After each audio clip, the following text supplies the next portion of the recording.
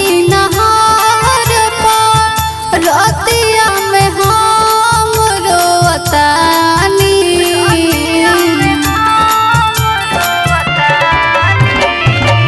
काहे नइखे बुझत हमार तू परेशानी।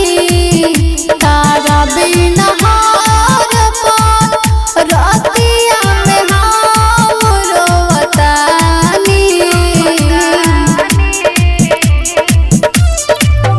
रगनी रज देखो कहतारी एही प्यार के बड़का बीमारी हो।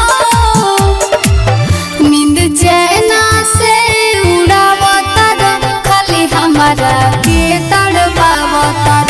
नींद चैना से उड़ावतार खाली हमारा के तड़पावतार।